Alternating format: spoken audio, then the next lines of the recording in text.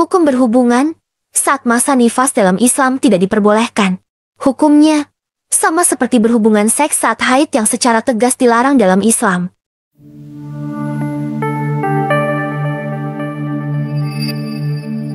Tujuh larangan dalam hubungan intim menurut Islam. Pertama, penetrasi lewat dubur. Dalam hadis syahih, terdapat larangan menyetubuhi dubur atau anus. Melakukan penetrasi melalui dubur termasuk salah satu dosa besar. Rasulullah Shallallahu Alaihi Wasallam bersabda, Allah Subhanahu Wa Taala tidak memandang laki-laki yang menyetubuhi istrinya pada duburnya. Hadis riwayat Ahmad dan At-Tirmidzi. Kedua, melakukan penetrasi saat sedang haid. Dalam Islam, dilarang melakukan penetrasi ketika bunda menstruasi. Ini secara tegas telah disebutkan dalam surat Al-Baqarah ayat 222 yang berbunyi, dan mereka menanyakan kepadamu Muhammad tentang haid. Katakanlah, itu adalah sesuatu yang kotor. Karena itu jauhilah istri pada waktu haid, dan jangan kamu dekati mereka sebelum mereka suci. Apabila mereka telah suci, campurilah mereka sesuai dengan ketentuan yang diperintahkan Allah kepadamu. Sungguh, Allah menyukai orang yang tobat dan menyukai orang yang menyucikan diri. Ketiga, berhubungan seks pada siang hari bulan Ramadan. Selanjutnya, berhubungan seks pada siang hari ketika sedang puasa Ramadan juga dilarang dalam Islam. Tidak hanya membatalkan puasa Ramadan yang sifatnya wajib, tapi juga berdosa. Hal ini juga disebutkan dalam sebuah hadis yang berbunyi, Abu Hurairah meriwayatkan, ada seorang laki-laki datang kepada Rasulullah Shallallahu Alaihi Wasallam lantas berkata, celakalah aku mencampuri istriku siang hari di bulan Ramadan. Beliau bersabda, merdekakanlah seorang hamba sahaya perempuan. Dijawab oleh laki-laki itu, aku tidak mampu. Beliau kembali bersabda, berpuasalah selama 2 bulan berturut-turut. Dijawab lagi oleh laki-laki itu, aku tak mampu.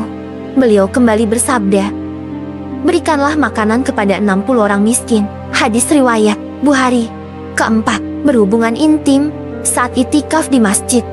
Larangan hubungan intim dalam Islam juga tidak diperbolehkan bercinta saat itikaf di masjid.